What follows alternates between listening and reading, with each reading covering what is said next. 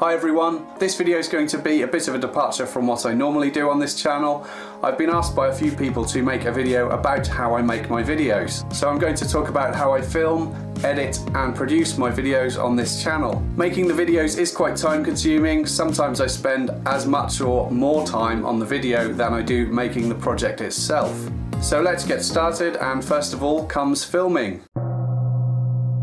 So filming generally starts here in the workshop, and I use two pieces of equipment for filming. Firstly, my mobile camera stand. I'll include a link in the description box below this video to the build video where I make this mobile camera stand. And the camera that I use is the Panasonic HC-V210. I bought this camera in a second-hand shop about 3 years ago, and it was only £85. This thing has taken so much use and abuse, it's fallen on the floor countless times, and it's usually coated in sawdust, but somehow it continues to perform. It's a 1080p camera, and it has quite a wide focal length compared to a lot of the other similar cameras that I was looking at the time. And I find that useful because it means you can fit more within the frame, and you can also have the camera quite close to you when you're working. It also has a flip out and rotatable screen, which makes it a lot easier to frame whatever it is you're filming from in front of the camera. And I'm really happy with this camera for what I paid for it.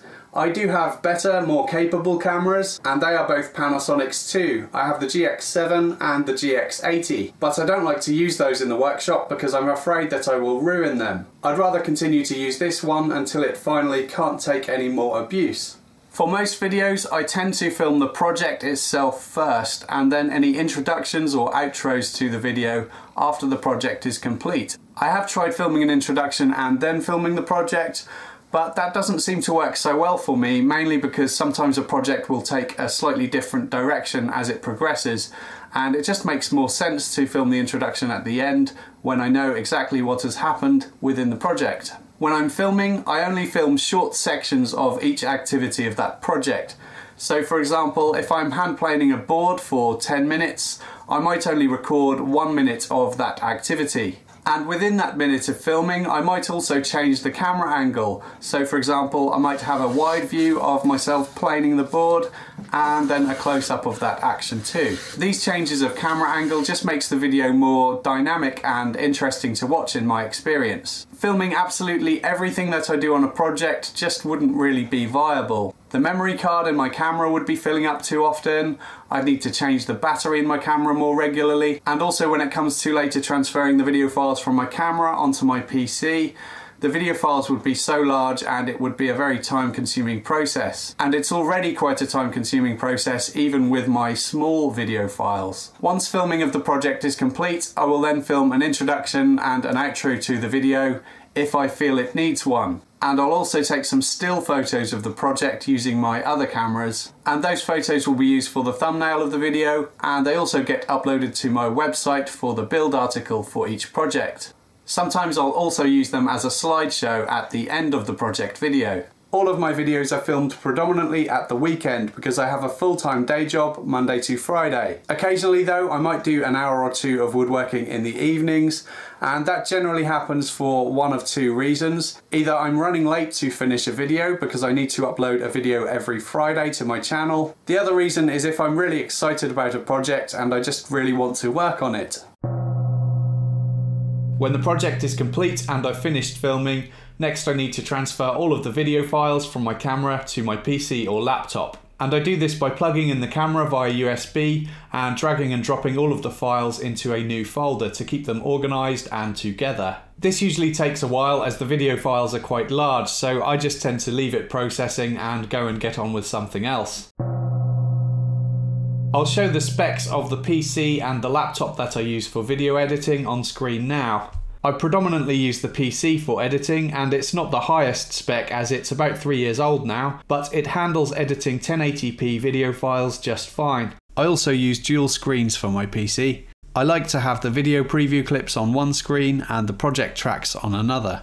My laptop is much newer. I bought it around 6 months ago, and the reason I got this was because I have to travel quite frequently for my day job. So while I'm staying away in a hotel room in the evenings, I can still be productive and get some editing done once my working day at my day job has finished. Both my PC and my laptop would probably struggle to edit 4K video, and that's why I haven't upgraded my camera yet. But also I think that 1080p is just fine for what I do at the moment, so I'm in no hurry to upgrade to 4K. For video editing, I'm using Sony Vegas Pro 11, and I wouldn't necessarily recommend this particular piece of software.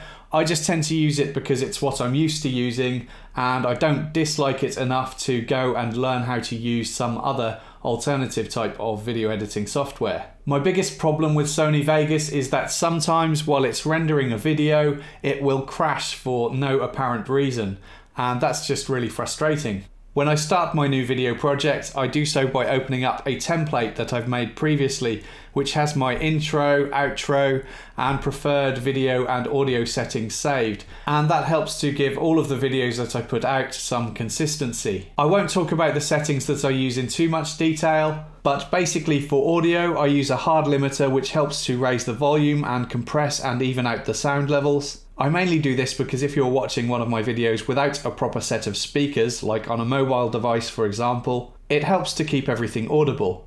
And for video, I add a bit of contrast to the footage from my Panasonic video camera, as the footage from it tends to look a bit washed out without it. Occasionally I might need to change the color tone of a particular clip, but generally the automatic white balance setting on my Panasonic video camera tends to do a decent job on its own.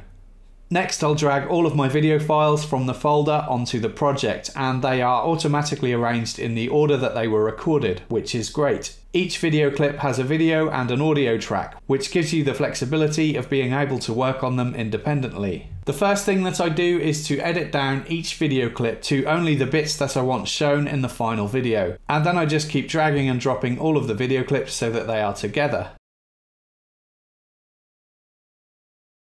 I'll also speed up any clips that seem long-winded, and I do this to keep my videos as short and concise as possible.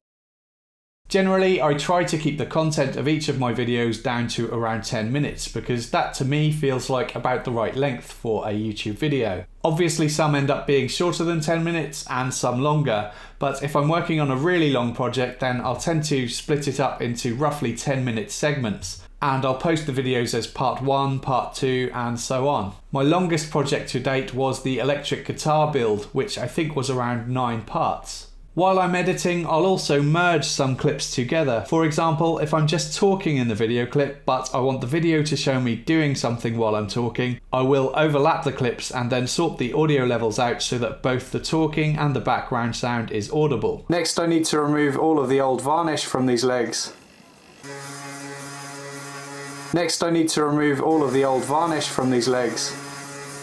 I usually have 3 separate audio tracks on each and every video. One is for background sound, which tends to be the noises from the tools, for example. One is for narration, and one is for music, which I usually put at the start and end of each video. Having them as 3 separate tracks allows me to adjust the levels on each of them independently so that I can get the video sounding exactly how I want it. Once all of the video clips are trimmed and put together, next I will watch the whole video and type up a script which I will later use for narrating the video. I do this generally because I'm not a good talker. I have tried on occasion to narrate my videos freestyle, but I find that the end result is never as good, and also it takes me more time to think about what I'm trying to say. But that's probably just a personal thing. Next comes narrating, and for this I use a USB microphone which plugs straight into the PC. This is called the Blue Yeti. I bought it on Amazon for around £100. It works great and is well built. I've even travelled with this thing in my suitcase a few times if I'm staying away in a hotel room somewhere and I want to get some narrating done while I'm there, and it's always performed well. I also use a pop filter in front of the microphone which helps to eliminate any plosive vocal sounds like P's and F's. This is just something I had left over from the days when I used to record music, but the microphone stand clip which used to be on it broke, so I made a little wooden base for it so that I could use it at my desk. I have a track set up in my project template for narration, and I already have the audio level set on this track so that my narration is audible above any of the background sounds that are happening. I set the microphone level to make sure that my vocals are not clipping or distorting, and then hit record and read through the script that I previously typed up. If I mess up a line, I'll repeat it until I get it right, and when I've finished reading the script, I cut out any gaps and any bits that I got wrong. Then I move the audio clips to wherever appropriate within the project so that what I'm talking about reflects what's happening in the video. The narration, as I mentioned, is loudest, the background noises are usually quite quiet, and if I'm using a particularly noisy tool like my table saw for example, I will lower the volume of that particular clip. Next, I will watch back everything that I've put together so far and make some final tweaks and adjustments. Sometimes I might take out some clips if they feel unnecessary. I'll also usually tweak some audio levels and that sort of thing. I also check the sound levels through both headphones and speakers to check that the audio levels are okay and everything that needs to be heard can be heard. Next, I render the video file, and this process usually takes quite a long time as well, usually well over an hour, so I just leave the computer processing and go away and get on with something else.